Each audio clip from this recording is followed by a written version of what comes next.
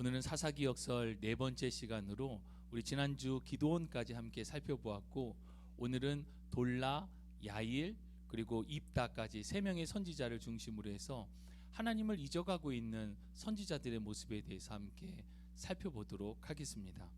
먼저 우리 지난 시간 나눴던 말씀들을 좀 정리할 필요가 있을 것 같습니다. 우리 사사기에는 이 죄악의 패턴이 있다라고 했습니다. 사람이 하나님 목전에서 죄를 짓게 되어지고, 이 죄에는 반드시 하나님의 심판이 따르게 되고, 하나님의 심판의 때에 이스라엘 백성들은 하나님을 찾습니다. 하나님을 부르짖을 때에 하나님께서 그들을 회복시켜 주시고 구원시켜 주시고, 그런데 이러한 하나님의 은혜를 망각하게 되면서 다시 죄로 향하게 되어지는, 그래서 이 죄의 패턴이 계속해서 반복되어지는 것을 보게 됩니다. 우리는 사사기 역사 전체를 통해서 보면서 참으로 답답하고 어리석다라고 생각할 수 있지만, 어쩌면 이것이 우리의 인생일지도 모르겠습니다. 우리들의 삶 또한 죄를 짓게 됐고, 하나님 앞에 우리 자신을 돌아보면서 기도하게 되어지고, 하나님의 은혜가 있지만 그것을 또 잊고 또 죄로 반복되어지는 우리들의 삶의 모습은 있지 않은지, 우리가 이 사사기 패턴을 통해서 함께 우리 자신의 모습을 돌아보기를 원합니다. 두 번째는 우리 기드온이 바알의 제단을 허물었습니다. 바알의 제단을 파괴하면서 그에게 별명이 붙게 되는데, 여룹바알이라는 별명이 붙습니다. 바알이 그와 더불어 다툰다. 왜 이런 별명이 붙었냐면, 기드온이 하나님의 영으로 충만하였을 때에 그 자신이 그를 둘러싸고 있는 모든 우상을 버린 것뿐만 아니라 공동체 가운데 섬기던 바알의 제단 아스타롯의 목상을 완전히 찍어내 버린 것이 바로 기드온이었습니다. 이때 이 기드온이 죽을 위기 가운데 있을 때에 그의 아버지가, 만약에 그가 죽는다면, 바알이 살아있다면 바알이 그를 대적하지 않겠느냐라고 이야기를 합니다. 그래서 바알과 대적하는 자라고 하는 별명이 붙은 것이 바로 기드온 여룹바알이라고 하는 별명이 붙게 되었습니다. 세 번째로 우리 지난 시간에 살펴본 것은, 기드온은 처음에 하나님 편에 있었습니다. 하나님 앞에 있었습니다. 기드온은 처음에 하나님 앞에 있었지만 그는 점차 시간이 지나면서 하나님의 자리를 대신하게 되는 것을 보게 되어집니다. 하나님 앞에 서 있었다라고 하는 것은 하나님을 경외하였다는 것입니다. 늘 하나님의 말씀 앞에 두렵고 떨림으로 섰었는데, 그가 어느 순간부터 하나님의 자리를 대신하는 사람이 되었을 때 결국 그의 말로 그의 자녀들까지 비참한 결과를 맞이하게 되는 것을 우리 지난 시간 함께 살펴보았습니다. 오늘은 우리 사사 돌라, 야일, 입다에 대해서 살펴볼 건데, 우리 10장 말씀을 보면 사사 돌라에 대해서 딱 두 절이 나옵니다. 그런데 이 돌라가 중요한 것은 10장 1절을 보면 아비멜렉의 이야기 이후에 등장하는 사람이 바로 돌라임을 강조해서 말씀해주고 있습니다. 아비멜렉은 기드온의 아들입니다. 기드온 이후에 아비멜렉이 자신의 형제 70명을 다 죽이고 동족들 간의 전쟁을 통해서 그 자신도 결국 죽게 되어지는 것을 보게 됩니다. 어떻게 보면 이때 당시 이스라엘 모습 가운데에는 망조가 아닌가라고 하는 모습이 보일 정도로 희망과 소망이 없어 보이는데, 이때에 하나님께서 사용하신 사사가 바로 돌라였다라고 하는 것입니다. 돌라의 이름의 뜻은 지렁이라고 하는 뜻을 갖고 있습니다. 여러분, 성경에 지렁이라고 하는 표현이 사용된 사람이 있습니다. 혹시 기억나십니까? 네, 이사야서 41장 말씀을 보면 14절에 하나님께서 이스라엘을 축복하시면서 야곱에게 버러지 같은, 우리 개역 성경에는 지렁이 같은 너 야곱아라고 하면서 야곱을 축복하는데, 성경에서 이 지렁이라는 것을 사용할 때에는 매우 겸손한이라고 하는 표현을 담고 있습니다. 그러니까 돌라의 이름 가운데에는 그는 겸손한 사사였다라고 하는 것을 우리가 생각해 볼 수 있습니다. 돌라는 이사갈 지파 사람으로서 사사들 중에 유일하게 보통 아버지만 나오거나 본인만 나오는 경우가 많은데, 이 돌라는 3대까지 계보가 소개가 되어집니다. 그의 조부 도도, 부친 부하, 그리고 돌라로 이어지는 것을 볼 수가 있습니다. 이 돌라는 에브라임 산지 3일이라고 하는 곳에 23년 동안 거주하면서 사사로 활동을 했었고, 서두에 말씀드린 것처럼 이스라엘이 아비멜렉에 의해서 완전히 붕괴되는 것을 막고 이스라엘을 구원하였던 사사가 바로 돌라였습니다. 그리고 이어서 나오는 사사가 3절에서 5절을 보면 야일이라고 하는 사사가 나옵니다. 야일은 길르앗 사람으로 므낫셋 지파였습니다. 여러분 지도를 보시면 이 므낫셋이라고 되어 있고 야일이 있는 곳이 보입니다. 그런데 우리가 나중에 살펴보게 되겠지만 이 므낫셋, 야일이 사사로 활동했었던 지역에서 등장하는 게 바로 입다입니다. 우리가 뒤에서 입다를 이야기할 때에 추가로 살펴보도록 하겠습니다. 그런데 이 야일과 관련해서는 다른 사사들 같은 경우에는 일반적으로 구원하였다라고 하는 표현이 나오는데 야일은 구원에 대한 이야기가 나오지 않습니다. 그 이야기는 야일 시대 때에는 전쟁이 없었다는 겁니다.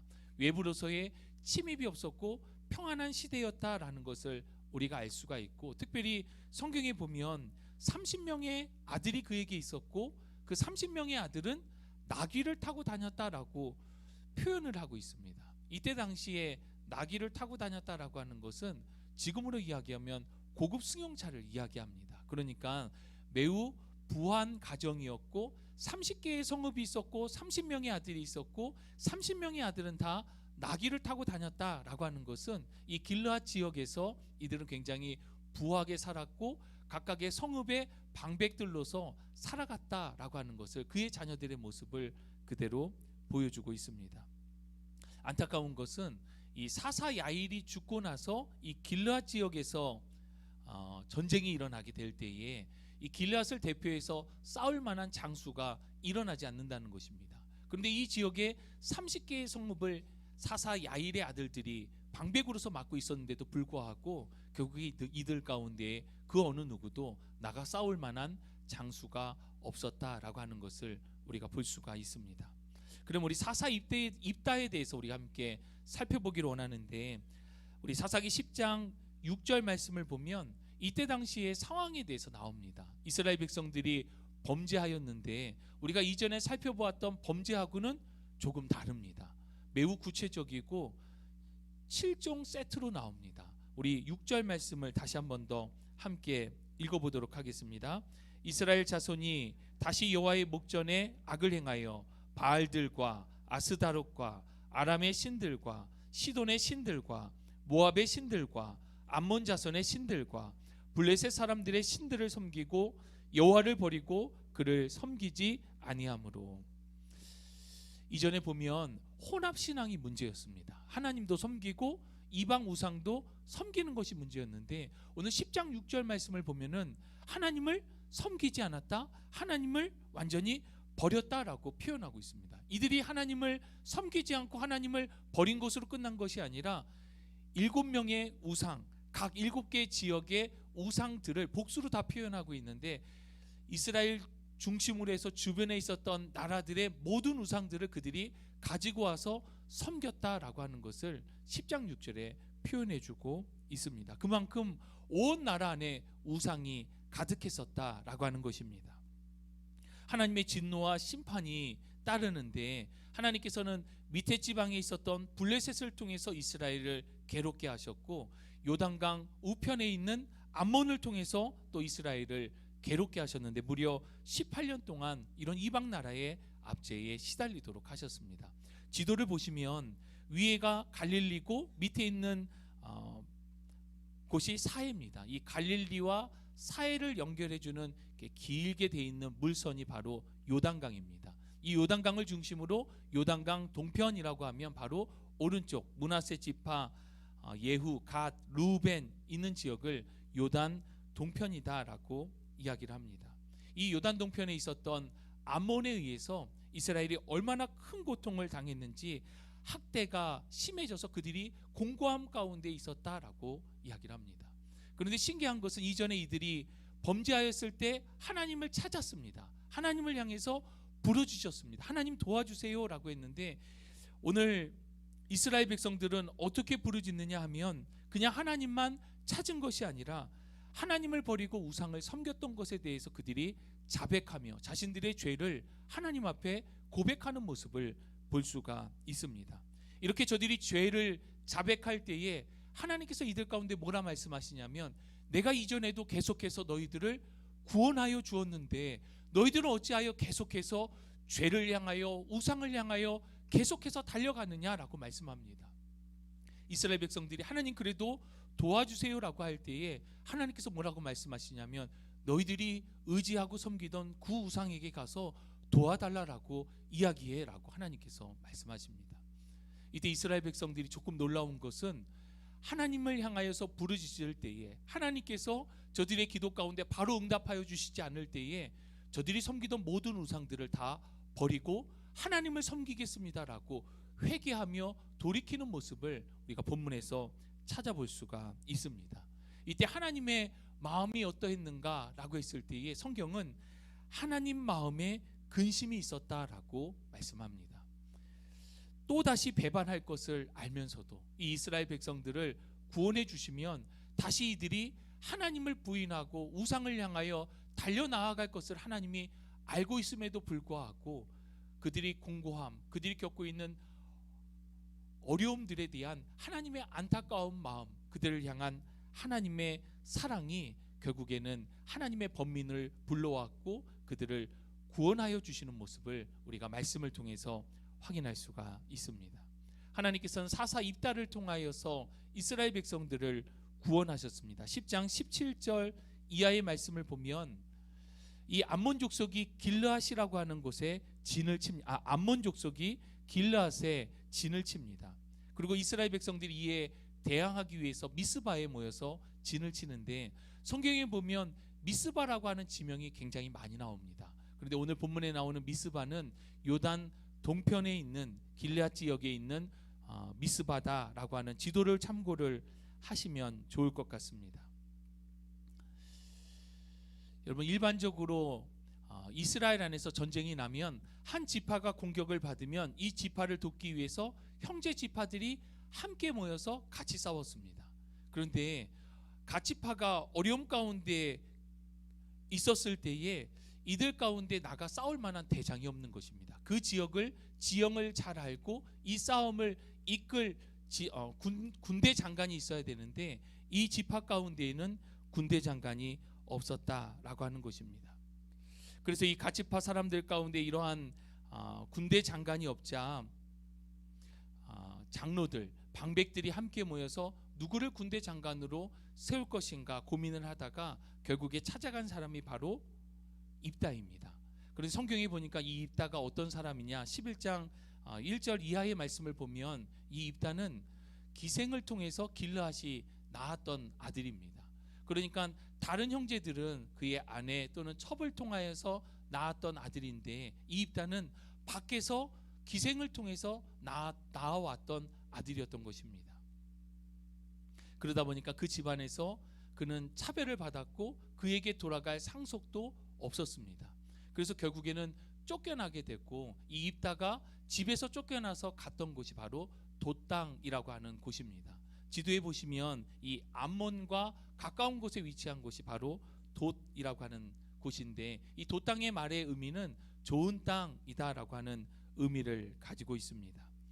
입다가 그곳에 거주하다 보니까 입다를 따라서 많은 사람들이 몰려들기 시작했습니다. 이때 몰려든 사람들을 3절에서는 잡류라고 표현하고 있는데 여기서 잡류는 이상한 사람들이 아니라 사회적으로 차별을 받고 있었던 사람들, 마치 입다와 같았던 사람들. 어떤 사람들은 불량배라고 표현하고 있지만 불량배가 아니라 입다와 같이 사회적 차별과 어려움을 겪고 있었던 사람들이 함께 모여 집단을 형성하게 되는데 그 집단의 우두머리가 바로 입다였습니다. 성경에서는 이 입다를 향해서 뭐라고 부릅니까? 큰 용사라고 부릅니다. 왜 입다가 큰 용사인가? 입다는 이 돛땅에서 또는 바로 옆에 있는 암몬 족속을 향해서 큰 활약을 했었던 장군이었기 때문에 입다를 향해서 입다와 그 무리들을 향하여서 큰 용사다라고 이야기하고 있습니다. 그래서 이 길르앗 방백들, 장로들은 입다에게 찾아가서 군대 장관을 해달라, 이 전쟁에 군대 장관, 지휘관이 되어달라라고 부탁을 합니다. 여러분 입다가 어떻게 했을까요? 거절합니다. 군대 장관이 되달라고 하는 이야기를 거절합니다. 그러자 이 길르앗의 방백들이 또다시 제안을 합니다. 그냥 군대 장관이 아니라 그러면 전쟁이 끝난다면 우리 길르앗 지파를 다스리는 우두머리가 되어달라라고 이야기를 합니다. 그러니까 두 가지를 제안한 겁니다. 처음에는 군대 장관이 되어서 이 싸움을 맡아달라고 이야기했는데 이때 입다가 이것을 거절하였고, 이 군대 장관으로서 싸우고 이겼을 때에 길르앗 지파의 우두머리가 되어달라고 했을 때에 입다가 그 제안을 받아들이게 되어지고 하나님 앞에서 그들이 서약을 하는 모습을 보게 되어집니다. 입다가 이 전쟁의 지휘관으로 이스라엘 지파들을 이끌고 전쟁에 바로 나간 것이 아닙니다. 입다는 이 전쟁의 명분을 따지면서 일단 외교적인 조치로 문제를 해결하고자 하였습니다. 입다가 바로 암몬과 전쟁을 하지 않고 암몬 왕에게 사자를 보내서 이 전쟁을 하는 이유를 확인하는 것을 볼 수가 있습니다. 이 암몬 왕은 잃어버렸던 우리의 땅, 잃어버렸던 나의 땅을 내가 찾으러 왔다라고 이야기를 하면서 13절을 보면 아르논에서부터 야복과 요단까지의 땅을 돌려달라고 요구합니다. 쉽게 얘기하면 아까 우리가 그림에서 보았던 이 요단강 동편에 있는 땅이 원래 우리의 땅이야, 이 땅 다시 돌려줘라고 이야기하고 있는 것입니다. 전쟁의 이유는 영토 분쟁이었습니다. 땅을 달라라고 하는 영토 분쟁이었고, 암몬의 이 전쟁 명분 자체가 이 땅을 돌려주면 다시 우리는 돌아가겠다라고 하는 것이었습니다. 이때 입다가 어떻게 반응하냐면 역사적으로 입다가 변증하는 것을 볼 수가 있습니다.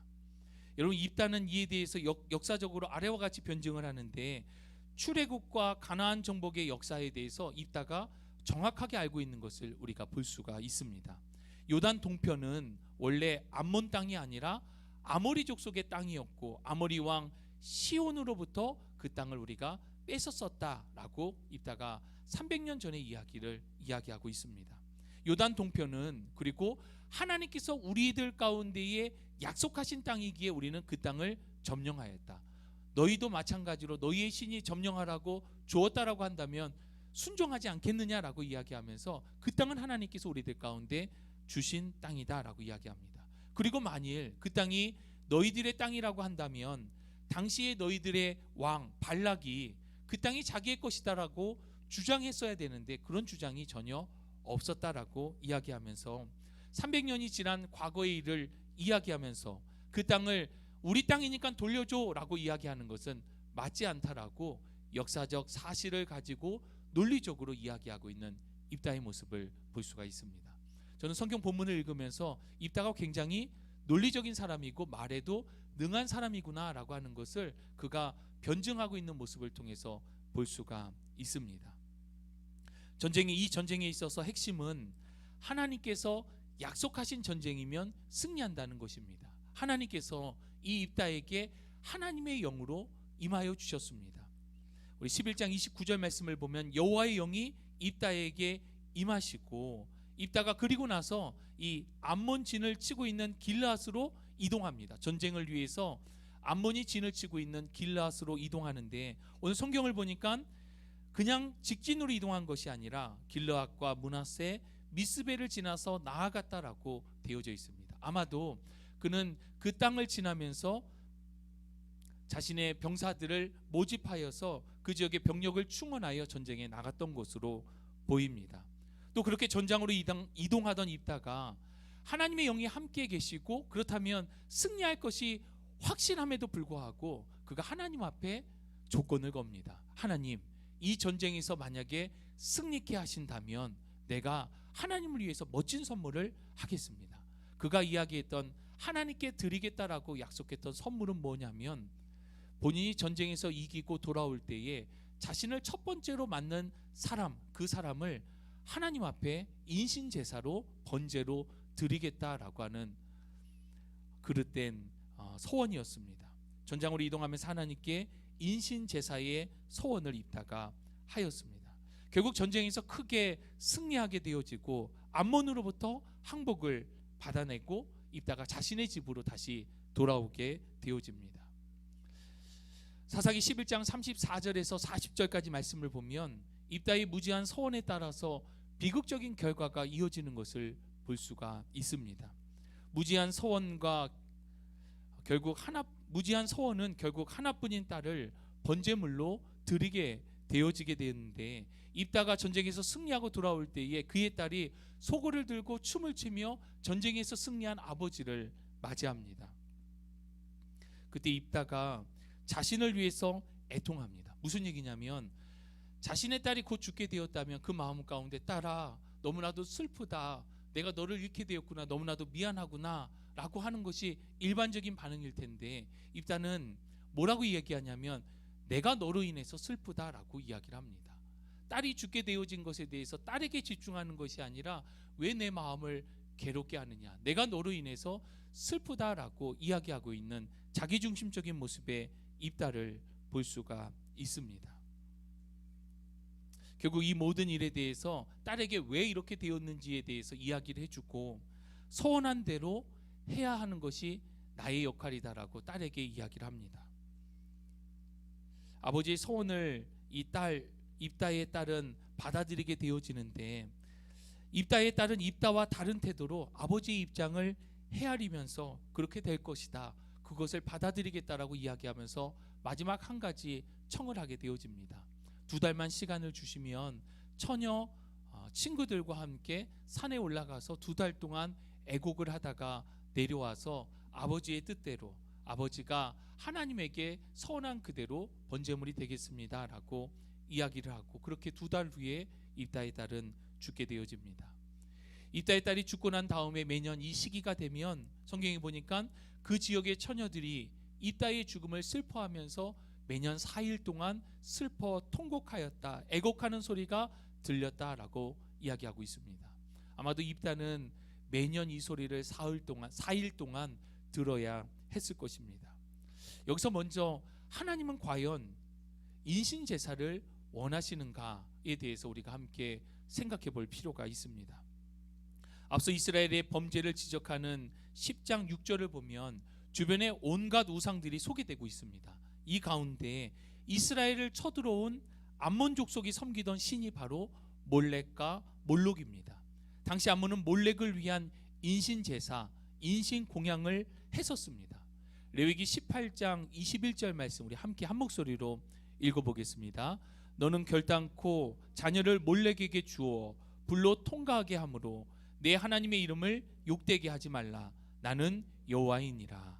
아멘. 하나님께서는 분명 인신 제사를 금하셨고, 특별히 이 모압 땅에서, 암몬 땅에서 행해지는 몰렉을 위한 인신 제사에 대해서 엄히 금하셨습니다. 레위기 18장뿐만 아니라 20장과 계속되어지는 말씀 가운데 이 몰렉의 제사에 대해서 반복해서 하나님께서 경고하고 계심에도 불구하고 그릇된 인신 제사를 드렸었다라고 하는 것입니다.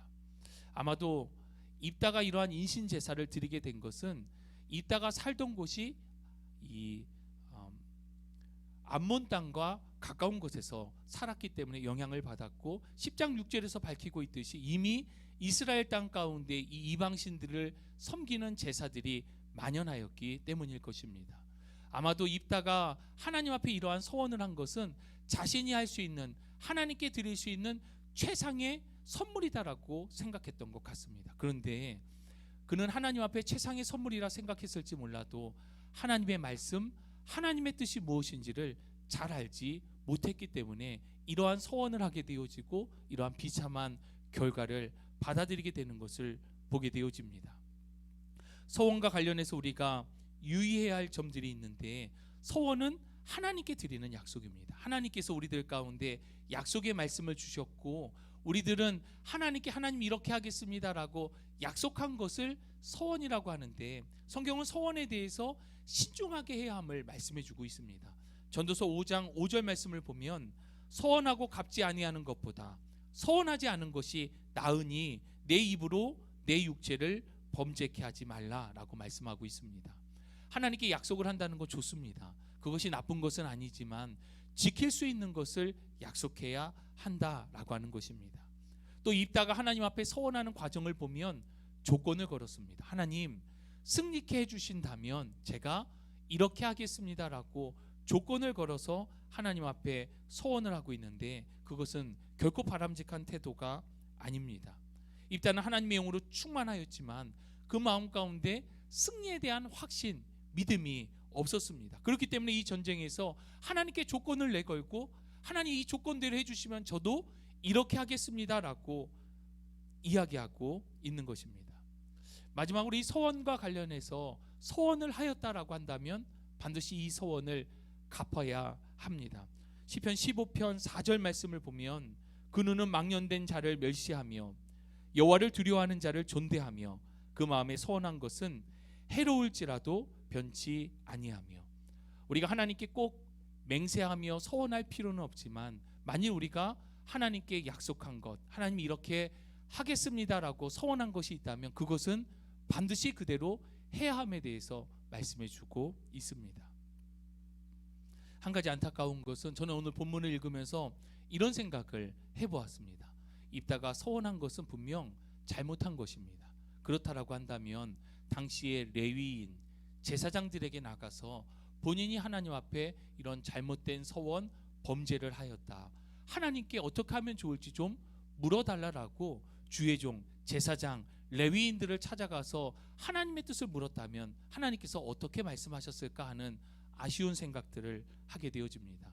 입다는 자신이 생각한 대로, 자신이 이야기한 대로 철저히 자기중심적으로 안타까운 상황 가운데 딸을 위하는 것이 아니라 자신의 마음이 아프다라고 딸에게 이야기하고 있고, 자신이 잘못한 것에 대해서 반드시 그렇게 해야 된다, 그렇게 약속했기 때문에 라고 이야기하고 있는 입다의 모습을 보면서 정말 하나님의 뜻을 구하고 있는 것인가 라는 것을 생각해 보게 되어집니다. 우리들 또한 신앙생활을 하면서 때때로 우리의 생각 또는 우리의 감정, 우리의 기분대로 신앙생활을 하고 있지는 않은지, 그렇게 언어로 표현하고 있지는 않은지 반드시 우리 자신의 모습을 돌아봐야 할 것입니다. 신앙생활은 하나님의 뜻을 묻고 그 뜻을 따라서 살아가는 것입니다. 내 생각이 아닌 하나님의 뜻을 묻고 그 뜻을 따라서 살아가는 신앙생활하는 저와 여러분 되기를 간절히 소망합니다. 전쟁이 다 끝났습니다. 그리고 딸을 잃는 너무나도 슬픈 상황도 맞이하게 되었습니다. 그런데 더 비극적인 일들이 또 12장 이하에서 이어지는 것을 볼 수가 있습니다. 여러분, 에브라임 지파가 입다에게 찾아와서 야, 이 전쟁에 왜 우리들을 안 불렀어? 라고 이야기를 합니다. 왜 우리들을 제외하고 너희들만 싸워? 입다가 불렀습니다. 그래서 이 에브라임 지파에게 전쟁 때 함께 싸울 것을 요청하였지만 너희들이 오지 않았다라고 이야기를 합니다. 그랬더니 이 에브라임 지파가 너와 너의 가족, 그러니까 온 지파를 이야기하는데 너와 온 지파를 우리가 다 불태워버리겠다, 불살라버리겠다라고 이야기를 합니다. 이후에 전쟁의 모습을 보면 에브라임의 지파 몇 사람이 온 것이 아니라 그들의 군대가 온 것입니다. 수만의 군대가 이미 이 입다가 속한 갓지파와 싸우기 위해서 이미 그곳 가운데 모여들어 있었다라고 하는 것입니다. 에브라임 지파가 왜 전쟁이 끝나고 나서 이렇게 입다에게 와서 따지고 있는 걸까요, 여러분? 우리가 앞서 살펴보았지만 기드온 전쟁 때에 이미 이렇게 이야기해서 그 전쟁의 공을 바로 이 에브라임 지파가 가로챘었습니다. 여기서 전쟁의 공을 가로챈다라고 하는 것은 많은 전리품들에 대한 소유권을 주장할 수 있다라고 하는 것입니다. 이미 전쟁이 끝났지만 에브라임 지파는 이 전쟁이 끝나고서의 전리품에 대한 주장을 하기 위해서 입다에게 와서 왜 이 전쟁에서 우리들을 부르지 않았냐라고 따져 묻고 있는 것입니다. 또 왜 그랬을까? 아마도 이 입다의 영향력이 커지는 것을 견제하기 위해서였을 것입니다. 또 왜 그랬을까라고 했을 때에 뒤에 이어지는 12장 4절 말씀을 보면 에브라임 지파로부터 무시를 당했던 길르앗 사람들이 폭발했다라고 되어 있는데 이 에브라임 사람들은 이 길르앗 사람들을 무시하였다라고 하는 것을 우리가 성경을 통해서 볼 수가 있습니다. 여러분, 본문은 길르앗 사람들과 에브라임 지파와의 사이의 관계에 대해서 길르앗 사람은 본래 에브라임에서 도망한 자라라고 설명해주고 있습니다. 길르앗 사람들은 므낫세 반지파와 갓지파로 이루어져 있었는데 므낫세 지파는 에브라임과 함께 요셉 지파를 형성하고 있었습니다. 그런데 이 에브라임 사람들은 이 길르앗, 따로 떨어져 살고 있는 이 길르앗 사람들을 두고 에브라임에서 나와 도망한 자다라고 그들을 향해서 업신 여기는 마음이 있었다라고 하는 것입니다. 이렇게 그들을 향해서 업신 여기다 보니까 이들 또한 에브라임 사람들에 대해서 좋지 않은 감정을 가지고 있었던 것입니다.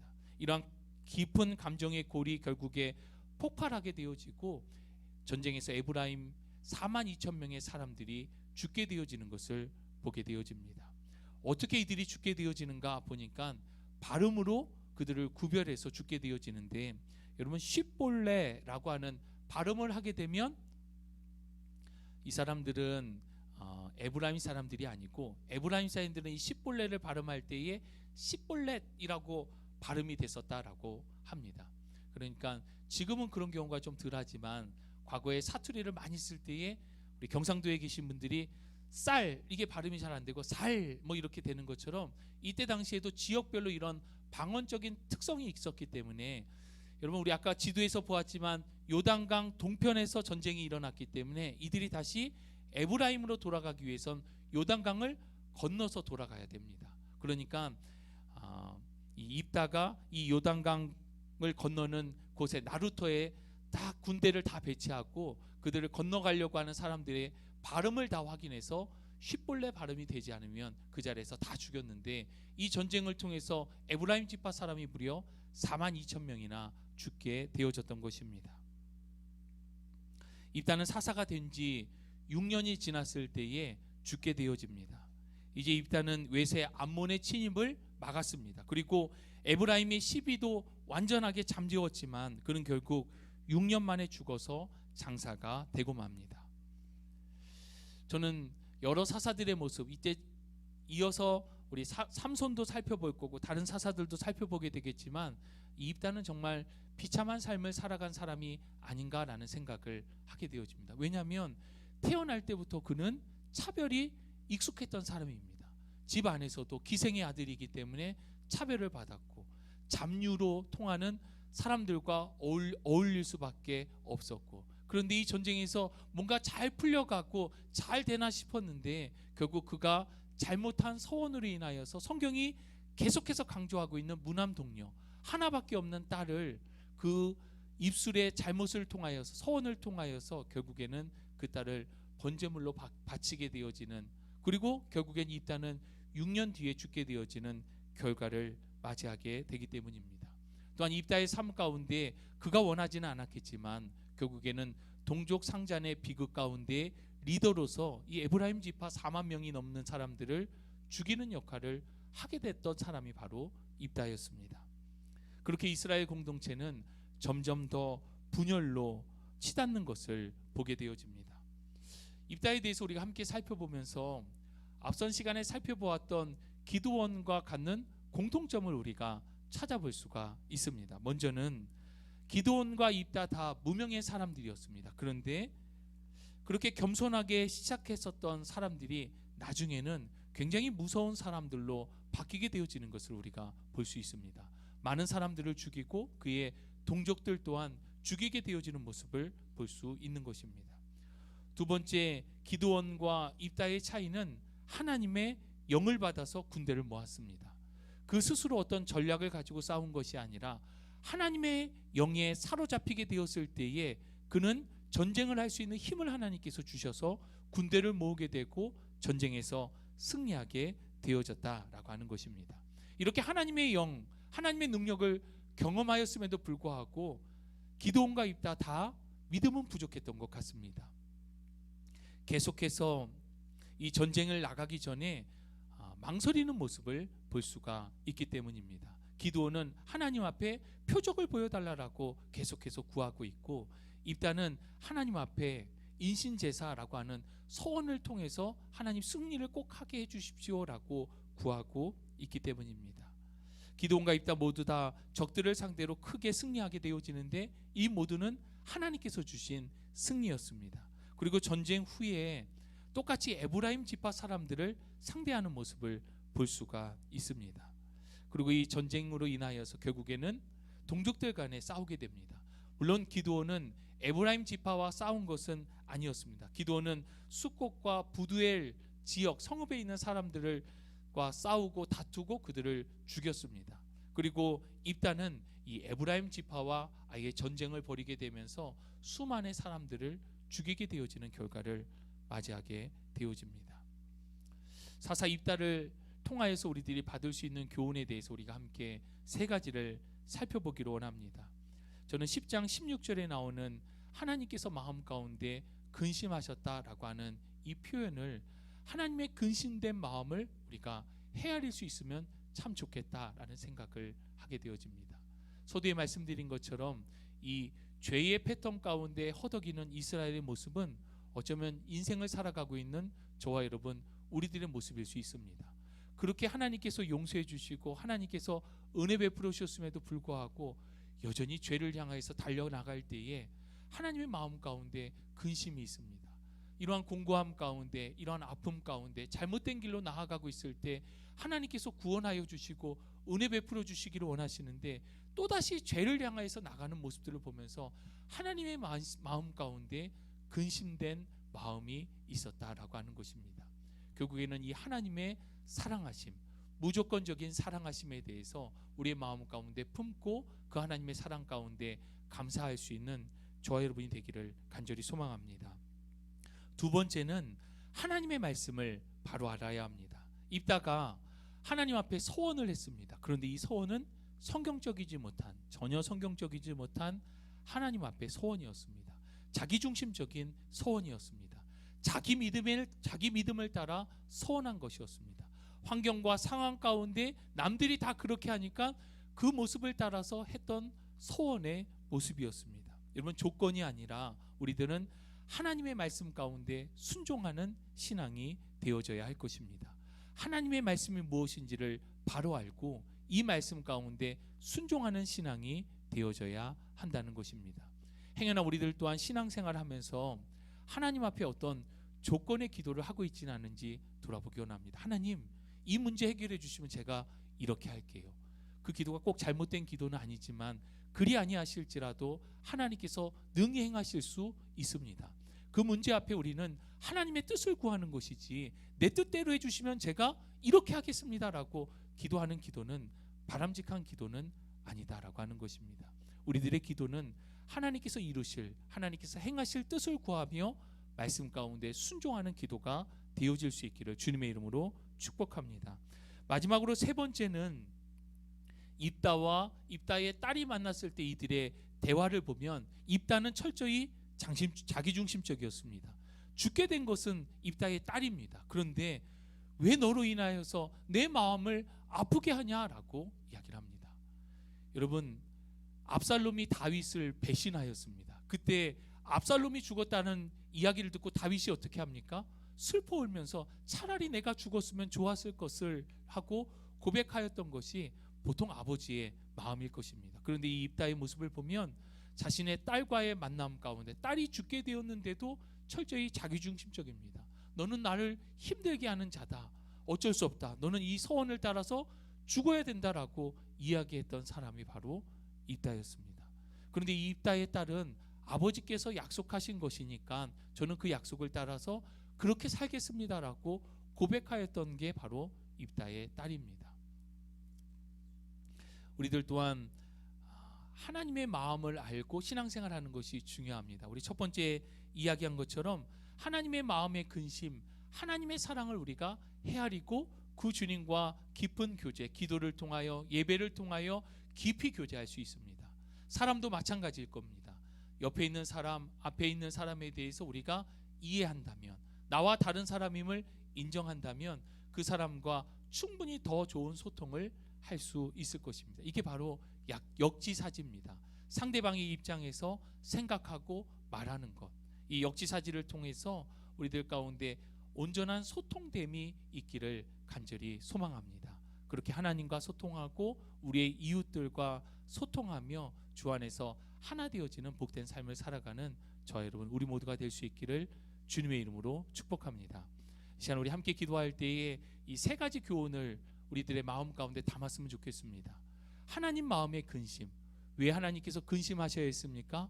우리를 사랑하시기 때문에, 우리를 포기할 수 없는 하나님의 그 크신 사랑을 우리가 이 시간 함께 묵상하기로 원하고, 하나님의 말씀을 바로 알고 말씀 가운데 순종해야 하는데 내 생각, 내 방법, 내 고집대로의 신앙대로 생활하고 있지는 않은지 우리 자신의 모습을 돌아보고, 마지막으로 하나님과 그렇게 하나님의 마음을 알고 소통하듯 모든 지체들이 또한 서로 간의 역지사지의 마음으로 소통할 때에 그리스도 안에 한 지체가 될 것입니다. 이 시간 함께 주신 교훈을 마음에 새기며 함께 한 목소리로 기도하며 나가도록 하겠습니다. 기도합니다.